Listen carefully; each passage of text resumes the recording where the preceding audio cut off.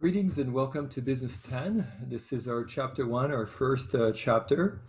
So I want to, first welcome you to the class and talk a little bit about the class and what these chapters, what I recommend you do in terms of how to follow the chapters.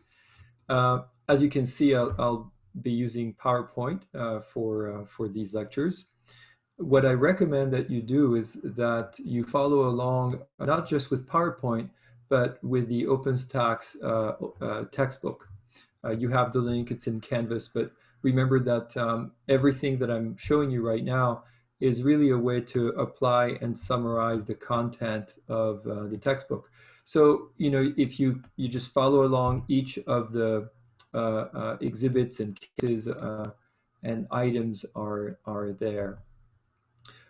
I do recommend that you take some notes. Again, if you know by now, I think most of you, what works best for you in terms of studying. If you're not sure, I recommend that you do all of the above until the first exam. And that way you can, basically assess what works best. As we are about to start chapter 1, which is Understanding Economic Systems and Business, I want to start with a theme for the class. And this theme, there's really two ongoing themes, but the main theme is one that I've used in all of my Business 10 classes up till now, which is the idea of success and how you become successful and what are some ways of ensuring success in business and in life. And that notion is adaptation, right? It is always adaptation. This is unfortunate but perfect example right now with COVID-19. Could you look around and see what are the positions, the jobs that are resilient to this pandemic, and what are the ones that are less? What the degrees are, what people have done to differentiate themselves, et cetera, et cetera. And so the notion is, basically adapt or die when you think about what the premise of success and the premise of you being successful, not just in this class, but in every other aspect, is always to think about adaptation. So what does that mean? Well, think about let's say you're a manager and you've been told that things have to change, and you have to be the one to tell your employees that there's a new system that you're implementing starting next Monday. If you think about it, and if you think about your employees have been trained with system A, and some of them feeling super confident and efficient and effective in how they use system A, and here you are saying we're going to use system B on Monday. What happens is people resist change. People fear change. Because they fear change, they resist change. So a lot of your employees are going to right away fear, oh no, I'm not going to know system B is going to take me longer. What if I don't get it? What if I'm bad at it, and it's going to affect my performance, it might affect my job. And that's creates all kinds of factors where you're going to see resistors to change.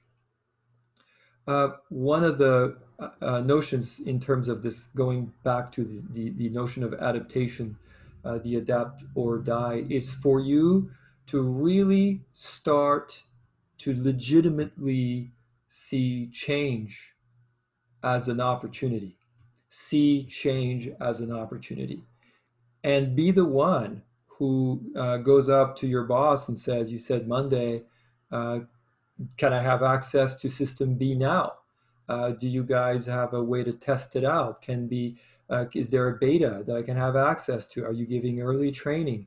You want to be part of that. You want to try to see if you can position yourself to just be part of the conversation and benefit from it. So again, these two things, right? Adapt or die, that notion, differentiate yourself, but see change as an opportunity for all of the above. So this is kind of a running theme, and I wanted to take a little bit of time to let you know, just really start to ask yourself, see if you're legitimately resist change, and if you are, which is, by the way, biological, the reason we've survived, millions of years as species is because we've been able to see sometimes change as something to be weary about, and not just plunging into it. And so it does take a little bit of effort to try to change that mindset so that you can start to really genuinely see change as an opportunity, and on the fly, how can I benefit from this? What can I do now? All right, so let's start on our first chapter. The learning outcomes, these are from your authors. And, basically, the first chapter here is going to be, again, this class, I'm going to try to give you as much depth as I can. There's a lot of chapters and there's a lot of breadth going on because it is the intro class. So if you think about every chapter we cover, each chapter is almost a tenet about the umbrella of business administration. There's a little bit of everything, a little bit of management, a little bit of econ over here. Just think about all of the above. So I'll just leave you be with the learning outcomes. I don't want to take the time to read each and every single one of them, and just get started with this charismatic entrepreneur right here, Gustavo Fring, for those of you who are familiar with his work. So the question is, how do businesses and nonprofit organizations help create our standard of living? And this is where the author, opens up the concept of standard of living, quality of life, and the role of business. And for those of you who have traveled outside the United States, you have seen what in different countries, what role entrepreneurship plays, right? If you have less, if you go to a country where there's perhaps not enough income generated by people working there, or maybe the state doesn't provide as much, they're not collecting enough taxes and whatever, you see a thriving, booming entrepreneurship, but it doesn't mean that it translates into a high standard of living. So we'll explore that as we go. So first, our very basic definition. Business is an organization that strives for profit by providing goods and services desired by the customers. So as we kind of follow this, I know you all know what a good and a service is. Sometimes you'll focus on a business that just does either good or one does other service only. And some, of course, will provide both. So the goods versus the services. It's often a lot more straightforward to sell a good. If I want to sell this pen, I can talk about all kinds of things about this pen, but you can also yourself take the pen and try to see how you like it, And so that would be a good. A service can be a lot more difficult because it's not tangible. You can't see it, touch it, feel it. It's intangible. And so intangible goods tend to be a little bit trickier. Moving into the standard of living, any country, the standard of living of any country is measured by the output of goods and services people can buy with the money they have. So this is where it's going to get really interesting. We're going to have a chapter here on international business in this class, which is one of my favorite chapters. And here we'll talk about how to calculate that, how to look at standard of living from country to country. And we look at several things, right? We look at currency and how even to compare one currency to another because they're not the same, the cost of living, etc. But the standard of living is an important one. So I have these hyperlinks. Let's hope that everything works out well here. And by the way, the slides are available to you on Canvas, right? And so here we go. So this is from the United Nations, and this is kind of how you start to gauge the Human Development Index ranking in countries. And the Nordic countries tend to be, always Norway is at the top. Norway is fascinating. It has the largest sovereign wealth fund on the planet, which basically is the government with the money that it makes selling natural gas and oil. Instead of just spending it, it invests it all over the world. It's called the Sovereign Wealth Fund. And so Norway is fascinating in that sense because there's a lot of money going around in that country to, for free education and stuff like that. Switzerland, Ireland, Germany. So anyway, I know a lot of students are always kind of surprised when they see this because they think why aren't we at the top, right? And so we come up to number 15, right behind the UK and just prior to Belgium. So again, and you look, that's the Human Development Index there. So that's determined as a means of measuring your standard of living. Then you look at the quality of life, right? The general level of human happiness based on things like life expectancy, educational standard, health, sanitation, and leisure time. I'm sure you're seeing all kinds of data out there during this COVID-19 pandemic that we have about work and risk and unemployment. And of course, it's no surprise that there is a clear and direct correlation between education and unemployment, education and risk. Unfortunately, the people with the lower level of education are also the ones that are most exposed during this pandemic to the virus. So, these things, when you think about the quality of life, of course they play a role, right? When you look at the different tenets of business, risk, revenue, cost, profit, I'm not going to spend a whole lot of time. Again, I'm following along with your book here. When we especially look at entrepreneurship and you think about why would someone be, an entrepreneur, often freedom is the number one reason. They want to be their own boss and they're willing to take the risk that comes with being their own boss. The revenue is what you collect. The cost is how much things cost you. And the split is the profit, or whatever you have beyond that. I'm going to keep it super simple to move on. The factors of production. Notice I have it titled 4+1 factors of production. And I have, whenever possible, I'll try to illustrate what I mean by that. So you have 4 factors of production, but the author, adds a fifth one, which is knowledge. So let's start with just the basic 4, right? So commodities, natural resources, mineral, farmland, etc. The United States, of course, is packed with commodities. Ever since the United States discovered how to get oil from shale, we have been able to produce oil, and so that has actually for several years, actually for a few years, the U.S. ranked number 1 on the planet for oil production, which no one thought that would ever be a possibility. But that's because of shale and drilling, which, by the way, is controversial.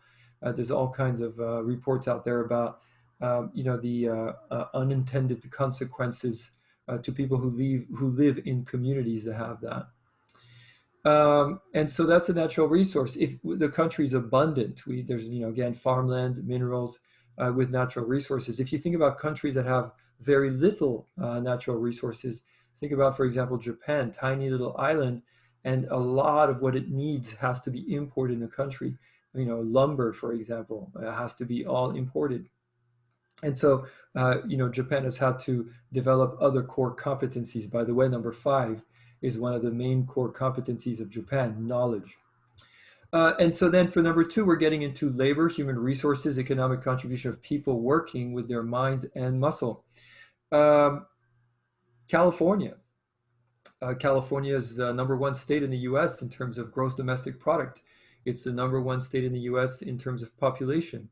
And so there's a lot of reasons why people would want to come here, but there's also reasons why people might want to go somewhere else.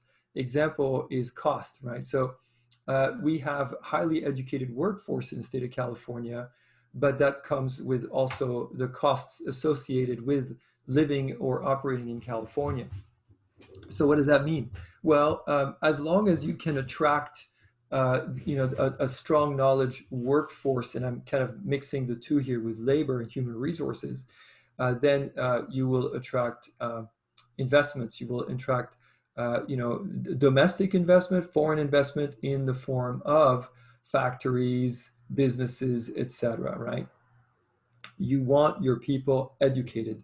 The more educated your people, the more you will attract that. The less educated your people, the lower the type of jobs available in terms of skill and the more replaceable they are. Just remember this, There's about 330 million plus Americans, so 330 million Americans, and there's about 7 billion plus people on this planet. China is about 1.4 billion people. India is about 1.3 billion people. So if you think about just India alone, the population of the United States is the 0.3 of India's 1.3 billion. Why am I telling you this? Because labor matters in terms of cost and in terms of skill. And if you have an unskilled, low end, uneducated workforce, and we also have higher cost of living, our currency may be stronger, then of course those jobs are easily displaceable and replaceable elsewhere. Education, people, education is everything. Capital, in this case, we're talking about the tools, machinery, equipment, buildings used to produce the goods and services to get them to the consumers. So this is where later on we'll talk about what's available in terms of infrastructure. Capital gets often linked with infrastructure. Does the country have a strong, solid, reliable infrastructure for me to distribute product and go from factory to customer, etc.? Number 4 is entrepreneurship. Entrepreneur is a French word for undertaking, literally is what it means. An undertaking, someone who undertakes to be their own boss and to undertake their own endeavor. So that's the etymology of that word. It's a broad word, people who combine the inputs of natural resource, labor, capital to produce good service with the intention of making a profit or accomplishing a not-for-profit goal. I haven't gone into the not for profit yet. Think about Chaffey College, what you're attending right now. You're attending a public institution, and so it's a non-profit organization. And so the goal of Chaffey College is to add value, and the product is really you guys. You guys are the product of the education. What you are going to be able to do is show someone that your degree has value and eventually get the kind of career that you want to get. The knowledge, there we go. The knowledge, the combined talent and skills of the workforce, it has become a primary driver for growth, right? Knowledge has doubled over the last 30 years with an estimated 2 million knowledge jobs opening annually. That's straight from your author. The question, and that's what I have going, circling back to the top of your slide, brain versus brawn. Which part of the economy do you want to be part of, right? Right now, real estate is booming because the interest rate's so low. There's just so much inventory that my understanding is even lenders are having a hard time just keeping up with demand. That's fantastic. And so when you think about where we are right now in terms of different facets of the economy, it's just an interesting time for lots of different reasons. The reason I'm telling you this is because real estate is booming.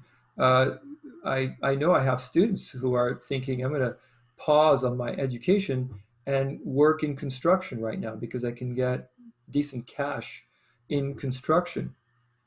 And that's all great until then the economy, of course, is cyclical and things slow down and construction is down. And then without the education, these students get hurt first. So I use this because I've seen it. I've been teaching at Chaffey for 20 years. I started teaching at Cal Poly in 96. And so I've seen it over the years. And I always want to remind everyone that it's got to be your priority, no matter what you do, to make sure you get your education out of the way. And I'll share with you throughout the duration of the class the statistics that show what life is with a college degree and what level of college degree on average. All right, moving along. What are the sectors of the business environment and how do changes in them influence business decisions? So I just, The Economist magazine is a magazine, a source that I refer to for what's happening, and the big issues. There's goodbye globalization, which has been kind of a theme And what is globalization? Well, that's a whole topic we'll discuss when we get to the chapter, but you have an idea. And if you don't know what it means, look in your backpack, ladies, look in your purse, and just grab everything and look at the country of origin, right? Probably, most likely, the things that you like and you have, a lot of it is made outside the U.S. Your phone, right? My iPhone in the back there, there's a little statement that reminds everyone it was designed in Cupertino, California, but made in China. And so, why am I saying this? Because we have, and again, I don't want to just dump everything on you right now, but I want to make sure you understand that when it comes to globalization, we have decided to specialize in some things, and we have decided to outsource in other things that we don't specialize in, right? So does it make sense for us to make a washing machine? Well, I mean, maybe you want us to make a washing machine. It'd be great. People would have a job making a washing machine. Remember this, 7 billion people on this planet. How hard is it to find someone who can assemble a very simple thing like a washing machine cheaper than it would be if we assembled it here?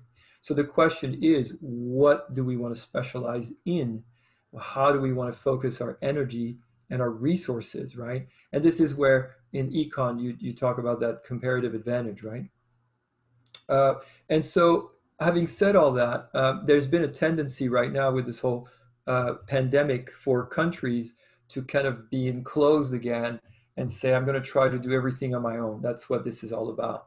And so I'm giving you an update that's not even in your textbook right now, because one of the big things that's happening is a risk that we're moving away from globalization, which means two things. As you move away from globalization, two things happen. You have less choices because now you have less imports from overseas from, there's about 200 countries on this planet. So you've just gotten rid of that. And the other thing that happens is quality.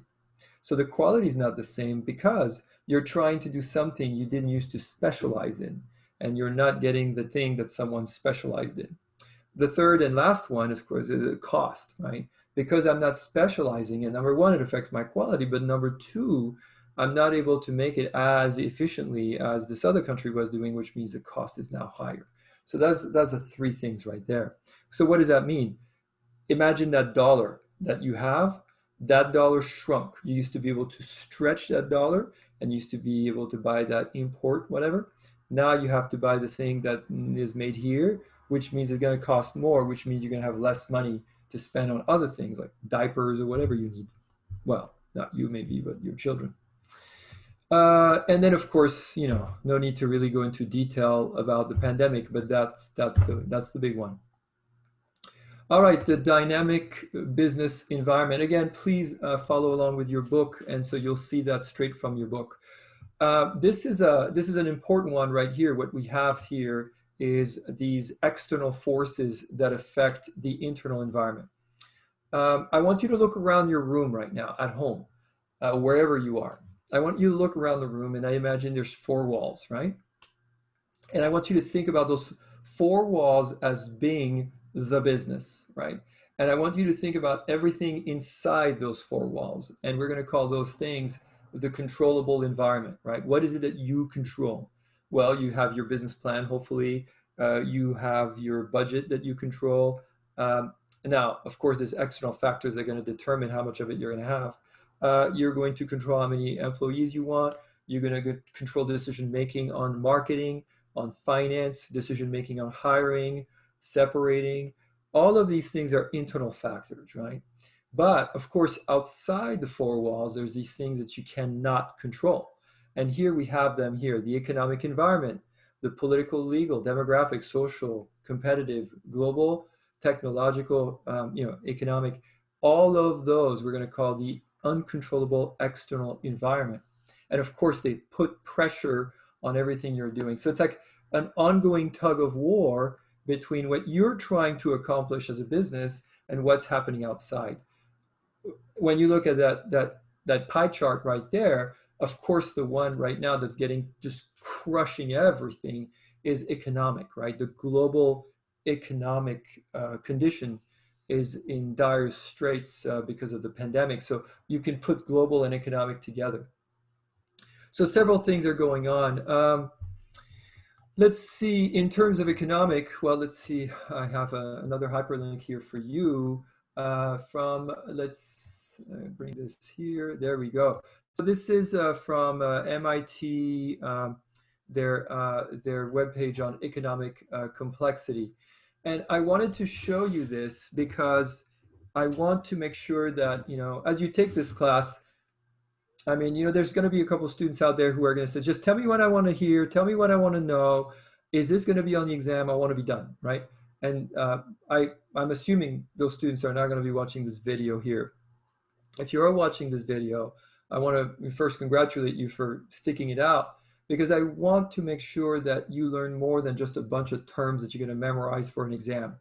I want to make sure that you walk away from this class with a really good grasp about business and the environment that affects it. My personal passion, if you want to call it that, is international business. And that's, I created the class and the program at Chafee. I'm passionate about it. And so, of course, I have a little bit of a bias when it comes to what I like to focus on. So before I show you everything here, I want you to think about, imagine when you look back at those four walls, that you are the business, and imagine that you're selling some product, whatever it is that you're selling, something that you're making, assembling, could be a service, could be whatever you want.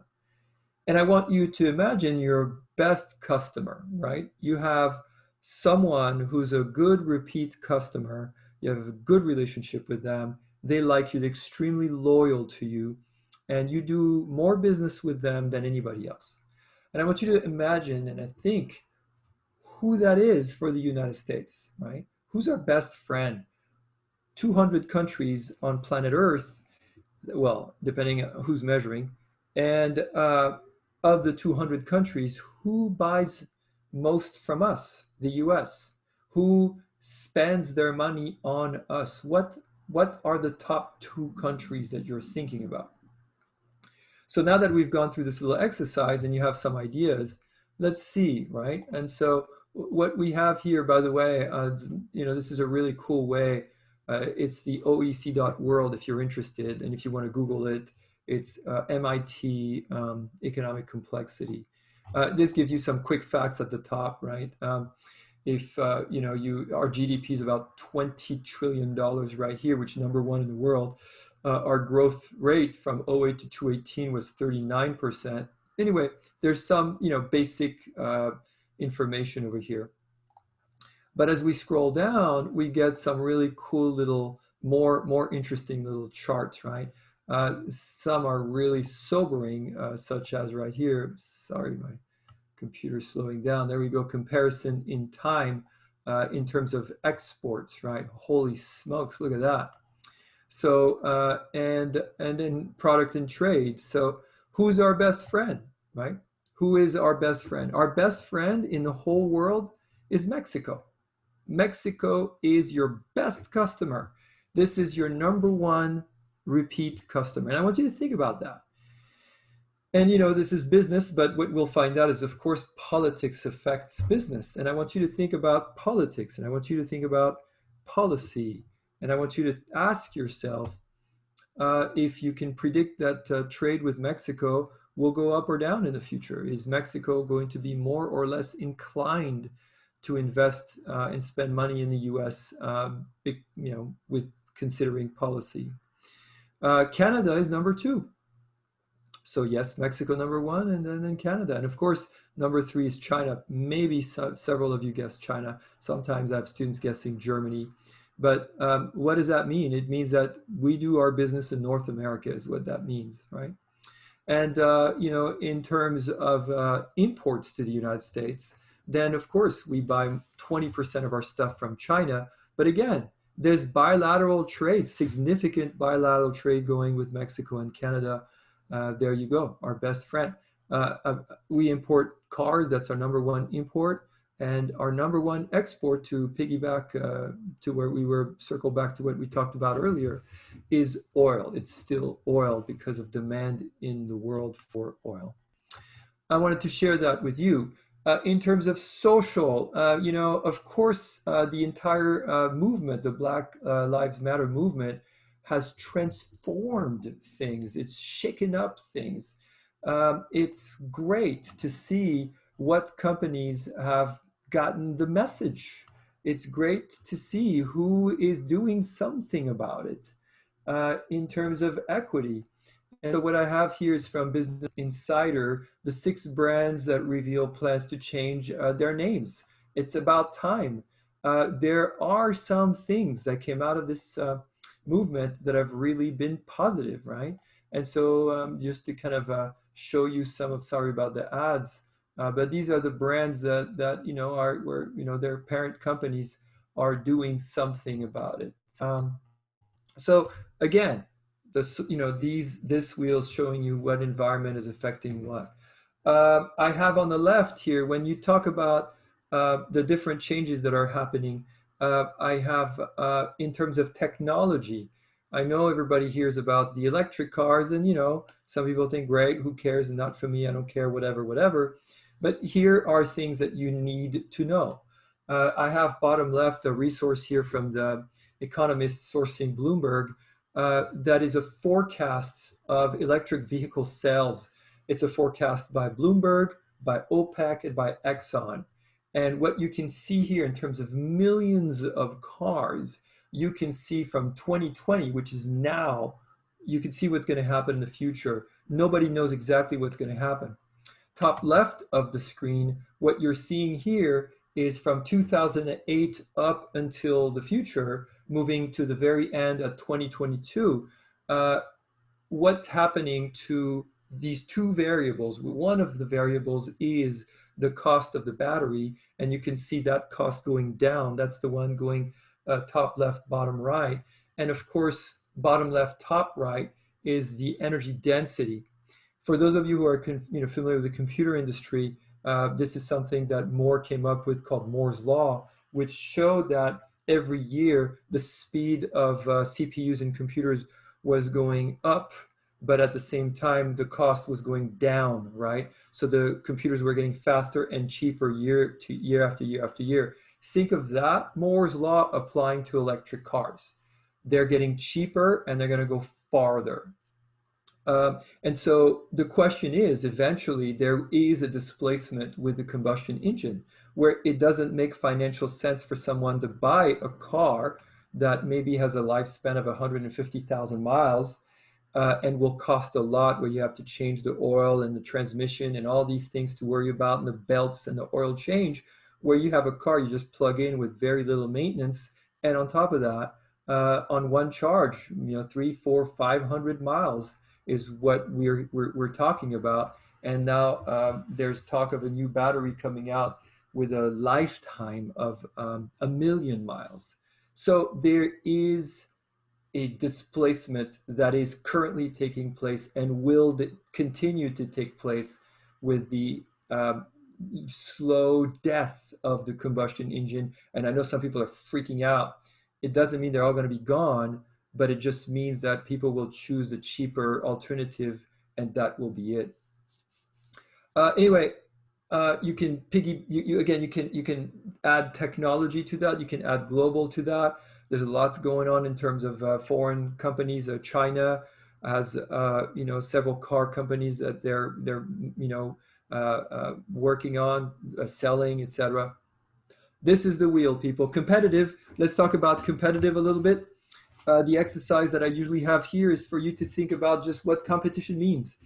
We talked about tangible versus intangible. There's also needs and wants. I need to hydrate. We need water to hydrate, don't we? So the hydration is a need. I have hydrated. However, I could also hydrate with a want. I could decide to buy a Coca-Cola and hydrate that way, right? So just remember that when you think about competition, There's direct competition, there's indirect competition, there's substitute product, there's new entrants. There's all kinds of cool stuff we'll be talking about, right? So I know I spent a lot of time on that. Moving along, now we're getting into the econ stuff. I'm not going to just go nutso with the econ. It's a requirement for business anyway. All of you have to take macro, micro. You're going to get all of uh, your fair share there of comparative advantage, absolute advantage, all that good stuff. So I'll just kind of keep it light. Um, I have a picture here of the book. I like this particular version of it because you get the full title. Adam Smith's original title was not called The Wealth of Nation. It was called An Inquiry into the Nature and Causes of the Wealth of Nation. And, it's the Bible of econ, right? He is the father of econ. In fact, a lot of people will say he's the father of capitalism because you can't have one without the other. So an economic system is a combination of the policies, the laws, the choices made by government to establish a system that determines what goods, services are produced or how they're allocated.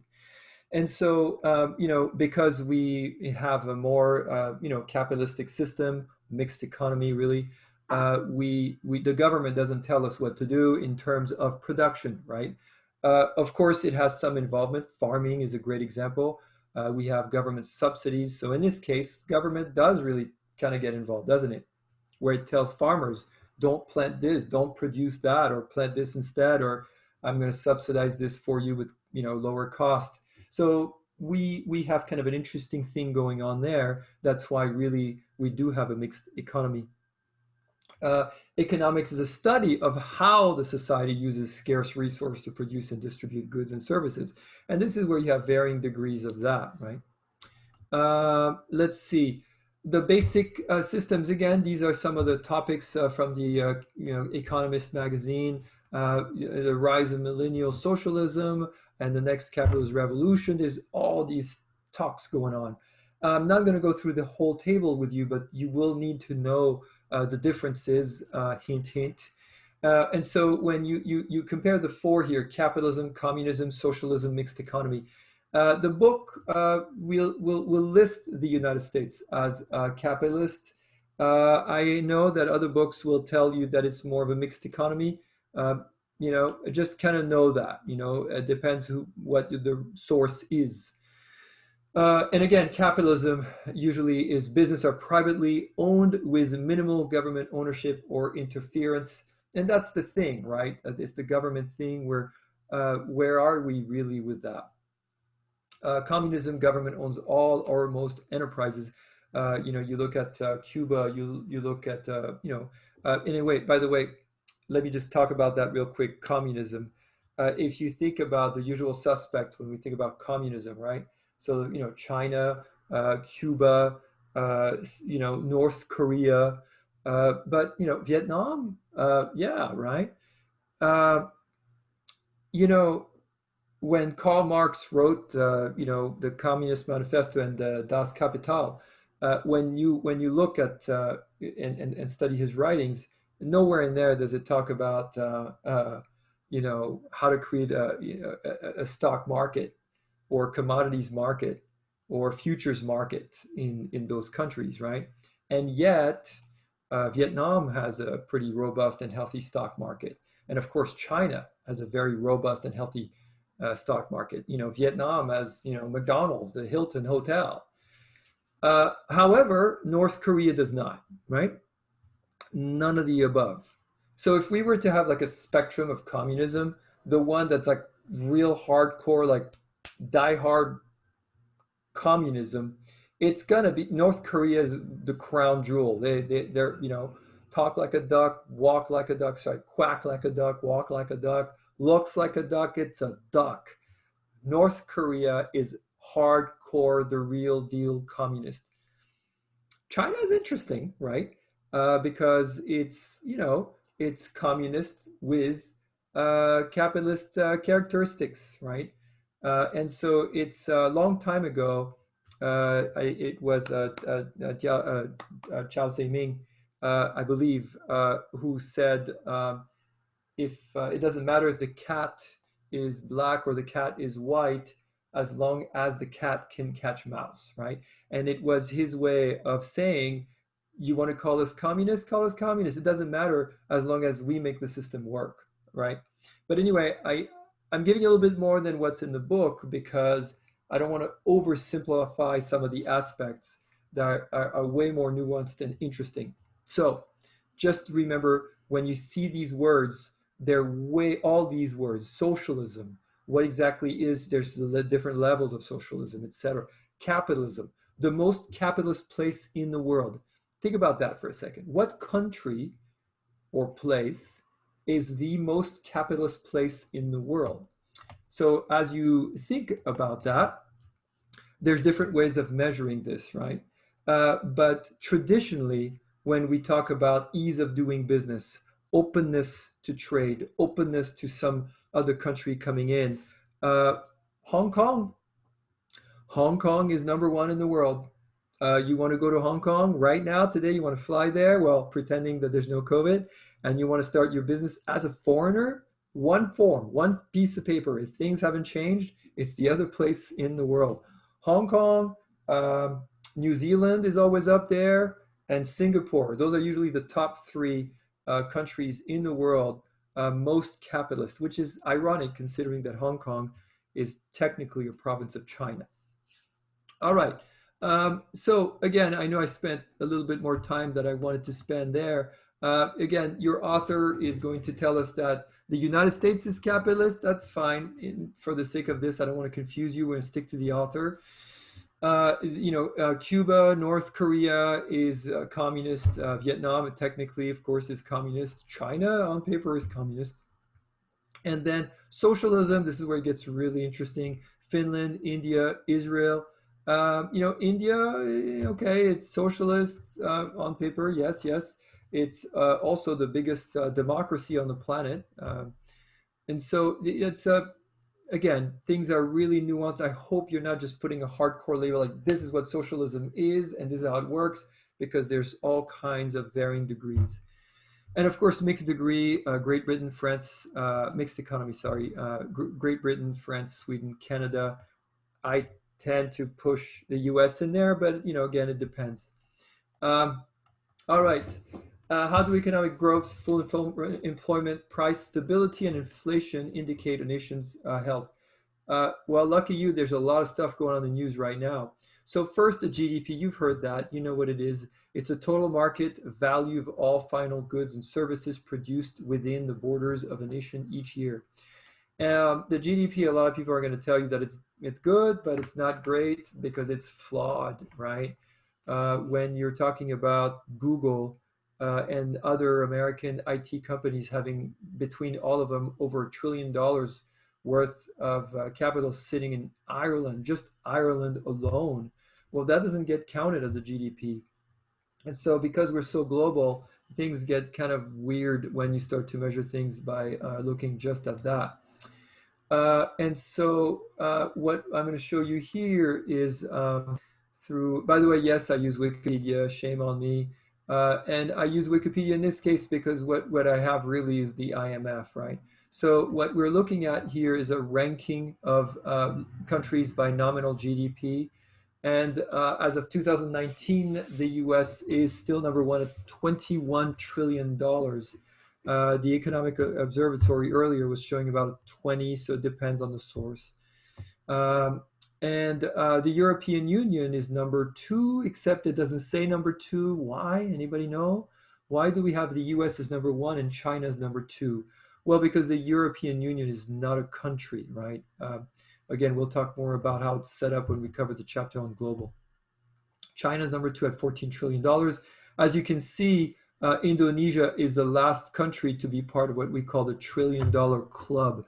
Out of 200 countries on the planet, 16 are $1 trillion economies, missed it by that much, Netherlands.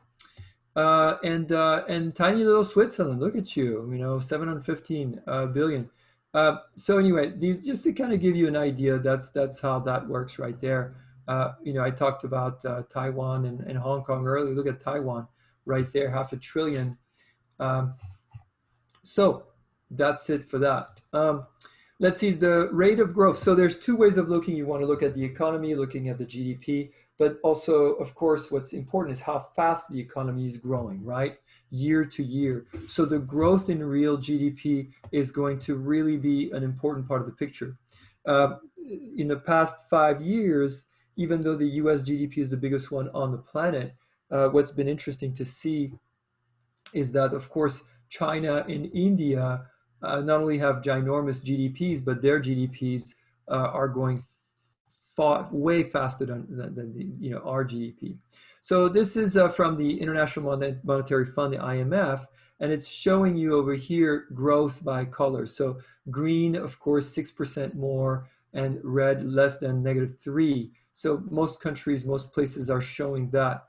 And then over here, you can kind of see what's going on.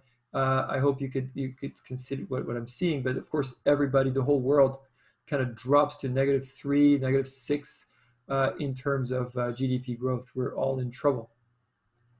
All right, so unemployment rate is important, but it's complicated a little bit because people think unemployment tells you how many people are unemployed. Well, partly true. What does that mean? Well, the percentage of the total labor force that is not working but actively looking for work. So discouraged workers, or people not looking for work because they think nobody will hire them, people who've maybe just stopped trying for a while, they're not counted as unemployed. And so if you think about, and by the way, we're not even talking about underemployment, which is a whole other thing. We'll talk about that more when I do the chapter on global. You have the frictional unemployment, short-term unemployment not related to business. So people who are unemployed while waiting for a new job. So that's called frictional. The structural, it's involuntary. So birth rate declines, fewer teachers will be needed, etc. Cyclical unemployment, well, we're doing that right now, right? We have a pandemic. We're in a massive, massive recession. So that's where we are. I'm going to go lightweight on this one here with the monetary policy because I know I'm already spending so much time on this. Government's program for controlling the amount of money circulating in the economy. In global, I'll do more on that, but I'll do it more on an international level with a focus on other countries and how the wrong monetary policy can really have horrible unintended consequences. So the Fed, the Federal Reserve, a central banking system of the US, prints money, controls how much of it will be there. Let's leave it at that for now. I have some hyperlinks. You can look at them later on. When I'm looking at the time, I want to make sure that I don't spend a whole day on this lecture. Feel free to pause, finish whenever you want if you feel it's a little overwhelming. The federal budget, again, this is from the book. I'm not going to bug you with that. Don't worry too much. All right, supply and demand. We're still doing econ. And we're going to just first look at the demand curve using an example, which is jackets for snowboarders. All right, so if we look at this demand curve, the idea here is that when the price is high, about over $150 for a snowboard jacket, then you'll have about 200 people who will buy it. As the price drops to $100 midway, you'll have 600, right? So already 3 times more than when you had at 100 and something. But then as you keep dropping, you look at that, and when we're about $50, now we're doubling the quantity, right? So you cut the price by half from 100 to 50, and what you've done, you've also doubled the quantity, right? So to 1200. So if you have what we call economies of scale or scalabilities, then your per unit cost maybe of the jacket's cheaper with the 1200 than it was with the 600, which means your profit might be greater. But right now, just keeping it kind of simple, that's where we are. Let's look now at the supply curve, right? The supply curve is interesting because what you're seeing is that, well, obviously businesses are not going to be very interested in making a very cheap jacket, right? Why do I want to bother with making jackets for like $30? But maybe if people are going to spend over $150, I will make as many as you want me to, or as many as I can. But you could see between the two, there's contention between the supply and demand curve. And that's when we have to look at where they agree, where they meet. And that's where you look at your quantity demanded, your quantity supplied, and equilibrium is where the two shall meet. Not going to bug you with too much of the other stuff, the surplus, the shortage. Don't worry about that. You'll get all that stuff in econ. The shifts in demand for jackets for snowboarders. So there could be different things that make things change. So maybe snowboarders got more money. There's been an increase in minimum wage or whatever. Boom, increase in demand, or they lose their job, decrease in demand. So that's what D1, D2 would imply in terms of a shift in demand and how that shift in demand would affect the supply and demand curve. Keep it simple for now.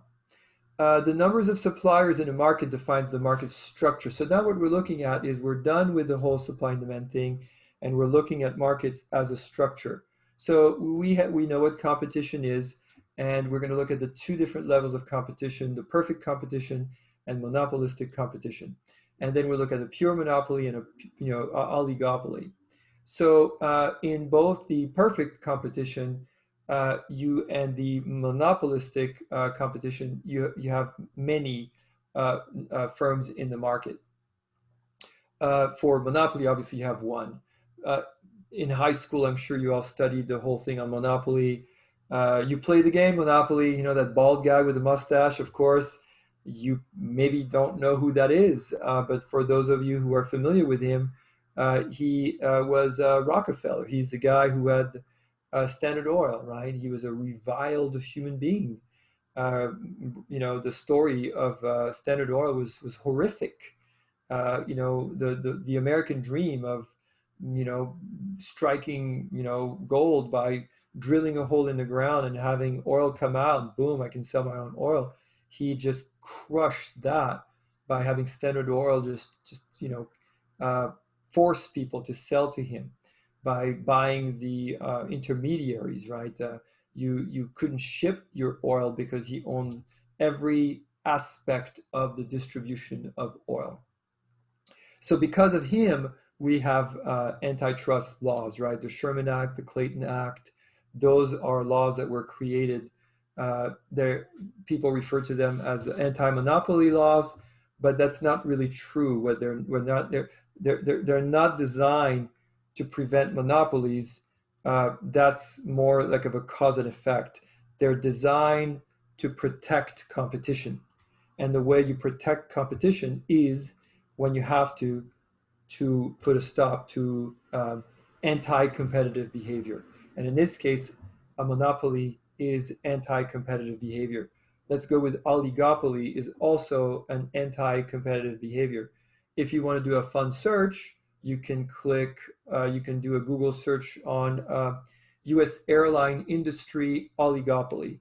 And you're going to find out that if I remember well, about 6 airlines in the US, 6 airlines account for 80% of the entire market. That's an oligopoly. And this is when things come into they're not allowed to talk to each other. This is, price fixing or collusion. All of that's anti-competitive behavior. So monopolistic competition is you have many in terms of the firms, but fewer than perfect competition. Think about, in this case, agricultural area. We'll talk more about just in a second. Firms' ability to control price with perfect competition, none. Pure monopoly is very, very high. Some with monopolistic and with oligopoly, some as well. Let's just go let's look at product differentiation. Why are monopolies horrible? Well, because if nobody's buying from me, if I have no competition, I don't need to worry about anything. You're just going to buy what I give you, and tough if you don't like it. When the Soviet Union collapsed, there was a book that was written called The Decline and Fall of the Soviet Empire. And it was written by a journalist who resided in Moscow. It was fascinating. But one of the things that he talked about was during the Soviet era, quality of goods was so horrible because there was zero competition, and the Russians were quite upset. The Soviets were quite upset because they knew that whatever little money they had, the product that they spent it on were just horrible. They were not allowed to import anything, so they had to buy shoddy products from one factory somewhere made by a bunch of people who didn't really have any incentive to work any faster or harder, because there's, what are you going to do? Not buy my product? Go for it. It's that or nothing. So in terms of perfect competition, there we go. Farm products such as wheat, corn, pure monopoly, water, cable, television, etc. Monopolistic competition, this is where they talk about clothing store. And of course, oligopoly, there's your airline, aircrafts, automobiles, although I don't know how that works. There's enough choice there, but this is why they refer to Elon Musk of Tesla fame as a disruptor, right? All right. So as we kind of come toward the end of the chapter here, the trends that are reshaping the business, the microeconomic and macroeconomic environment, there's several, but I wanted to highlight this one. There's a lot of stuff going on when you look at the external environment. And of course, there's updates since the book was published because of the whole globalization COVID thing. But this one here is one of the big ones, the demographic change. So what I did is I just, this is, I have the source there. So this is from the census via CONEMA, showing you the total 2020 American population, 330 plus million people, and by what we call age cohort, right? So when you hear of Gen Z, Gen X, baby boomers, those are what we call age cohort classification. And so you can see what's happening to baby boomers, right? The red. There's actually kind of like a 1-2 punch going on with the baby boomers, which is that already the age cohort is showing you that people are retiring, and that segment is decreasing because of age. And so you're talking about baby boomers between the age of 55 to 74. And that segment is obviously decreasing. And there's an article here. I don't have to click on it. You can actually see it, but you can look at it later. It's from AARP, showing you that there is now a huge a group of people age 50 and over who are retiring early because of this whole COVID-19 thing. So not only were we seeing that the change in demographic was showing that a big chunk of the population was going to retire, but now because of COVID-19, you have an update on that, which is that people are even retiring at a faster rate than they were. And so what does that mean? I'm going to circle back to the beginning of this entire presentation, which is, what does that mean to you? This is where, again, you want to make sure that you see change as opportunity, see change as an opportunity. I want to congratulate you on your decision of choosing business as a major. I don't get paid extra whether you choose business or not. There's no incentive for me to tell you that, other than the good news for you is it's a degree that has value, and the way you can calculate that value is by demand. Students who graduate with a bachelor's in business are going to have a way easier time than many students who don't have that degree. There's few other areas than business where there's a demand for that degree. And so that's good news for you guys. Having said that, add to that what you just found out right now. So the question that I have for you is, what are you doing about it? What are you doing? Are you staying at home, playing on your PS4 all day long? Are you just hanging, vegging? What are you doing? Well, obviously you're taking this class, right? So that's good. I want you to take advantage of this time. People always complain they don't have enough time. Well, congratulations. You can officially be in 1, 2, or 3 places at the same time now. You don't have to worry about a 50-mile, 30-mile commute to somewhere. You have time. What are you doing with it? So start thinking that way. Ask yourself, Am I differentiating myself? You see, there are going to be opportunities. They're coming your way. It is a crime for you to be like everybody else. It is criminal when your employer, potential employer, asks you point blank, why should I hire you out of the 100 people who came here with the same degree? You better have something to answer. And it's not going to be your charisma and charm. I'm sure it's great, but it might not just be enough. And so ask yourself, what am I doing to differentiate myself? How can I add value? Do you have a LinkedIn account? Create it. Have you reached out to former employers and asked for recommendations? Reach out. Are you using the extra time to learn a new skill? Are you getting certified in a new skill? Now's the time. So again, I hope that this advice is not sounding as though I'm just lecturing you here as to what to do with your life, but just reminding those of you who already know it, and maybe informing those of you who haven't thought about it, that it's now, you guys. Now your window of opportunity is open, and it's getting wide. So now's the time. Take advantage of it. And the best way you can do that is ask yourself how to differentiate yourself, and what can I do as I further my education to make sure I continue to do that.